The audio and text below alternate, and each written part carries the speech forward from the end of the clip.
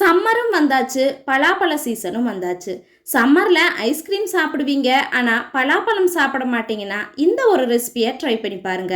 கண்டிப்பா திரும்ப திரும்ப செய்வீங்க. Hi friends, welcome and welcome back to my channel. இன்னைக்கு நம்ம சேனல்ல பலாப்பழ ஐஸ்கிரீம் தான் செய்ய போறோம். இது செய்யறதுக்கு ஜார்ல தேவையான அளவு பலாசோலைகளை நம்ம எடுத்துக்கலாம்.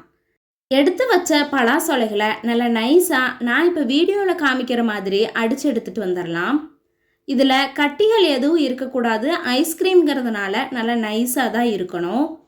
இதை தனியாக இப்போ எடுத்து வச்சுட்டு இனி ஒரு பவுலில் பாலை சேர்த்திக்கலாம். நமக்கு தேவையான அளவு பால் சேர்த்திட்டு இதில் சுகர் எந்த அளவுக்கு வேணுமோ அந்த அளவு சேர்த்திக்கலாம். சில பலாசோலைகளில் நல்ல இனிப்பு இருக்கும், சிலதில் இனிப்பு இருக்காது.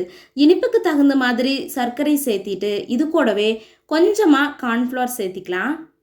நம்ம மில்க்கு கூட கார்ன்ஃப்ளவர் சேர்த்துறதே அந்த ஐஸ்கிரீமில் நல்ல ஒரு க்ரீமி டெக்ஸ்சர் கிடைக்கிறதுக்காக தான் சேர்த்தி இது மாதிரி மிக்சர் ரெடி பண்ணுறோம்.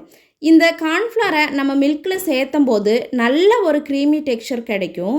இதை கைவிடாமல் நம்ம கிளறிட்டே இருக்கணும், அப்படி இல்லைன்னா கட்டி பிடிக்கிறதுக்கு ஸ்டார்ட் ஆயிரும். இது ஒரு 5 மினிட்ஸ்லேயே நல்ல கொழப்பாக நான் வீடியோவில் காமிக்கிற மாதிரி டெக்ஸ்சர் வந்துடும். அந்த டைமில் ஸ்டவ் ஆஃப் பண்ணிவிட்டு அதை அப்படியே ஆற விட்டுறலாம். ஆறுனதுக்கப்புறமா நம்ம ஃபஸ்ட்டே பலாப்பழத்தை அடித்து வச்சுருக்கிற மிக்சர் கூட கொஞ்சமாக ஏலக்காய் சீட்ஸ் சேர்த்திக்கலாம். தோல் சேர்த்த வேண்டாம். தோல் சேர்த்தனோம்னா ஐஸ்கிரீமோட ஒரு க்ரீமி டெக்ஸ்சரை கிடைக்காது. ஏலக்காய் சீட்ஸ் மட்டும் சேர்த்திட்டு நல்லா ஒரு டைம் கிரைண்ட் பண்ணி எடுத்துகிட்டு வந்துடலாம். இப்போ வீடியோவில் பார்த்தீங்கனாலே தெரியும், ஐஸ்கிரீம் மெல்ட் ஆகி வந்ததுன்னா எந்த ஒரு கன்சிஸ்டன்சி இருக்குமோ அதே மாதிரி கன்சிஸ்டன்சியில் நம்மளும் அடித்து எடுத்துகிட்டு வந்துடலாம். நம்ம அடித்து வச்சுருக்கிற இந்த ஐஸ்கிரீம் மிக்சரை நல்லா ஏர்டைட்டான ஒரு பாக்ஸில் சேர்த்திட்டு ஃப்ரீசரில் ஒரு 2-3 ஹவர்ஸ் நல்லா ஃப்ரீஸ் பண்ணி எடுத்துக்கலாம்.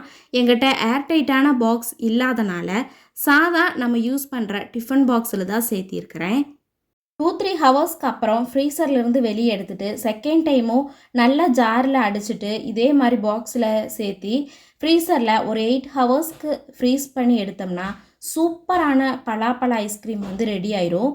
நல்ல ஒரு குழிக்கரண்டியில் தண்ணியில் டிப் பண்ணிவிட்டு இது மாதிரி ஸ்கூப் பண்ணி எடுத்தீங்கன்னா கடையில் வாங்குற மாதிரியே ஐஸ்கிரீம் கிடைக்கும். நீங்களும் ட்ரை பண்ணிவிட்டு எப்படி இருந்ததுங்கிறத மறக்காமல் கமெண்ட் பண்ணுங்கள். இது மாதிரி நிறைய ரெசிபிஸ் வீடியோஸுக்காக நம்மளோட சேனலை சப்ஸ்கிரைப் பண்ணி வச்சுக்கோங்க. தேங்க்ஸ் ஃபார் வாட்சிங். Bye bye.